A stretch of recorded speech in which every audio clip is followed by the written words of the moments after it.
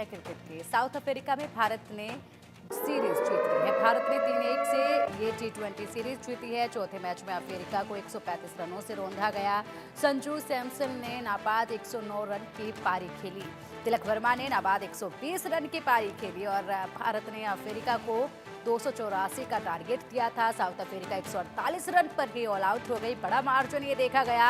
अर्शदीप ने 3 और वरुण अक्षर ने 2-2 विकेट भी झटके और इसी के साथ साथ सभी खिलाड़ियों का शानदार प्रदर्शन जो है वो देखा गया। ये जो मैच था ये काफी दिलचस्प रहा और ऐसे में जैसे ही इस मैच की शुरुआत हुई और जिस तरीके से भारतीय क्रिकेट प्लेयर मैदान पर उतरे और एक एक कर जिस तरीके से धुआंधार पारी, चाहे अगर वो बात की जाए बल्लेबाजी की, चाहे अगर वो बात की जाए विकेट झटकने की, तो इन तमाम धुरंधर खिलाड़ियों ने अपना बेहतरीन प्रदर्शन इस मैच में दिखाया। तिलक वर्मा ने 120 रन की नाबाद पारी बनाई और इसी के साथ विकेट भी बेहतरीन अंदाज में झटके गए। और अब चलिए इसी मैच को लेकर अधिक चर्चा कर लेते हैं हमारे स्पोर्ट्स एडिटर मनोज जोशी से। मनोज जी, देखिए बेहतरीन मैच था और जिस तरीके से भारतीय खिलाड़ियों ने एकाएक कर, बात बल्लेबाजी की हो या फिर विकेट झटकने को लेकर हो, बेहतरीन उम्दा प्रदर्शन जो है वो दिखाया है। जी हाँ, इसमें कोई दो राय नहीं। ऐसा लग रहा था कि एक टेस्ट प्लेइंग कंट्री का मुकाबला जो है एक एसोसिएट टीम के साथ चल रहा है और जितना ताबड़तोड़ अंदाज तिलक वर्मा का और संजू सैमसन का और उससे पहले अभिषेक का दिखाई दिया, उसको देखकर लगता था कि ऐसा लगा कि साउथ अफ्रीका की जो टीम है पूरी तरह से बिखर गई है।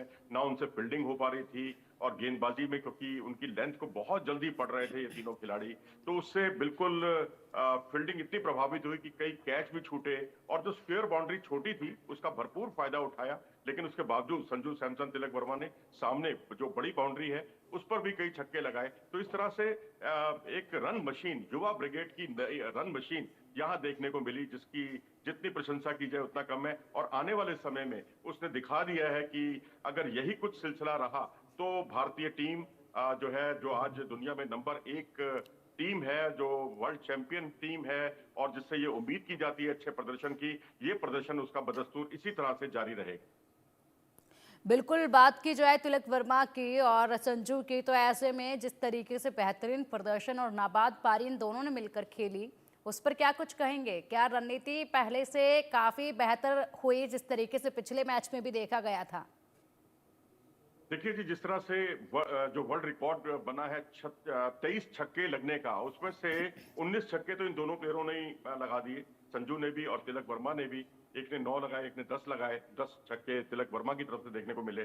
स्लॉग स्वीप क्या होता है, स्लॉग स्वीप क्या होता है, पुल शॉट क्या होते हैं, हुक शॉट क्या होते हैं, स्क्वायर ड्राइव क्या होते हैं, और ये सारी पोजीशंस जो हैं वो तिलक वर्मा ने दिखा दी। और उन्होंने एक नया अंदाज विकसित करके दिखाया पूरी दुनिया को कि किस तरह से एक पांव जमीन पर, एक घुटना जमीन पर रखकर कैसे छक्के लगाए जाते हैं। क्योंकि अभी तक तो स्वीप शॉट में आप एक घुटना नीचे लगाते हैं, लेकिन आप छक्के लगाने में, चारों तरफ छक्के लगाने में घुटना जमीन पर रखकर सहजता के साथ छक्के लगाते हैं। ऐसा लग ही नहीं रहा था कि वो कोई छक्के लगाने के लिए कोई प्रयास कर रहे हैं। छक्के अपने आप लग रहे थे क्योंकि गेंद को सही दिशा दे रहे थे।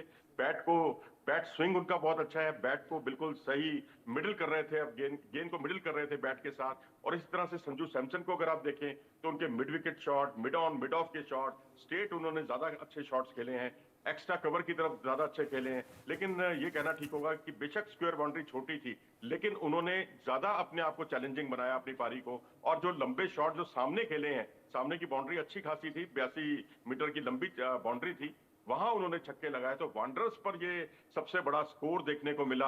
और इतना ही नहीं, 23 छक्के का कीर्तिमान स्थापित हुआ। सबसे बड़ा भारत का सेकंड हाईएस्ट स्कोर बना, साउथ अफ्रीका में भारत का हाईएस्ट स्कोर बना। तो इस तरह से और भी बहुत सारे कीर्तिमान है। अब संजू सैमसन 3 सेंचुरी जो लगाने वाले टी20 क्रिकेट में अकेले भारतीय बन गए। तिलक वर्मा ने लगातार दूसरे मैच में जो है सेंचुरी बनाई। तो इस तरह से हम कभी दिखा करते थे कि भारतीय टीम जो है या दुनिया की कोई भी टीम जो सेंचुरी बनाती थी तो अगली सेंचुरी जो है कई सीरीज के बाद जाके देखने को मिलती थी। अब एक ही सीरीज में जो है संजू सैमसन की 2 सेंचुरी और तिलक वर्मा की 2 सेंचुरी यही बयान करती हैं कि आज की युवा ब्रिगेड पिछली युवा ब्रिगेड से कहीं ज्यादा मैच्योर्ड है, कहीं ज्यादा ताबड़तोड़ अंदाज है उनका। और आने वाले समय में कोई मुझे आश्चर्य नहीं होगा कि टी20 फॉर्मेट में लोग विराट और रोहित को भूल जाए। ये बड़ी मैं बात कर रहा हूं क्योंकि ये टेस्ट क्रिकेट में विराट कोहली और वनडे में उनका कोई जवाब ही नहीं है, लेकिन टी20 क्रिकेट में ये बेताज बादशाह हैं भारतीय युवा ब्रिगेड।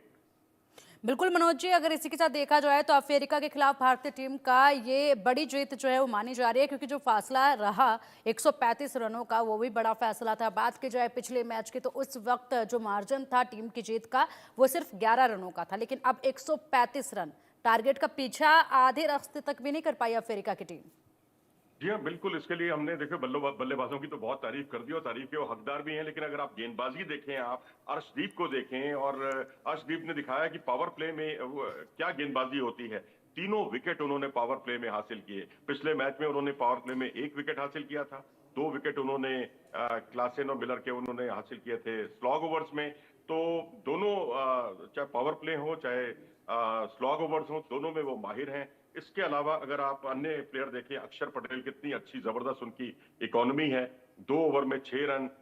उनको गेंदबाजी बहुत कम मिलती है, लेकिन जितनी मिलती है उसमें वो पूरी तरह जस्टिस करते हैं। कोहली और केशव महाराज, क्योंकि तेल जो है कई बार बहुत परेशान कर जाती है। इस मैच में तो चलो हमारा स्कोर पहाड़नुमा था, लेकिन बाकी मैचों में अगर एक टैलेंटेड प्लेयर जो टॉप ऑर्डर का बल्लेबाज है या मिडिल ऑर्डर का भी बल्लेबाज है, वो टेल के साथ अपनी पारी को लंबा खींचता है, लेकिन उसको निपटाना बहुत जरूरी होता है, और वो निपटाने का काम अक्षर पटेल बहुत जल्दी करते हैं टेल को। और हार्दिक पांड्या जो है शुरुआती ओवरों में, जैसे कि एक बार रोहित शर्मा ने कहा भी था उनके लिए कि वो एक ऐसे ऑलराउंडर हैं जो खाली बॉलिंग के दम पर भी अपनी टीम में जगह बना सकते हैं। 140 किलोमीटर प्रति घंटे की रफ्तार से लगातार गेंदबाजी करना, अंदर की तरफ गेंदें जो उनकी आती हैं बहुत खतरनाक होती हैं, और जो एक शॉर्ट गेंद पर उन्होंने रिकेल्टन का जो विकेट लिया वो काबिले तारीफ था।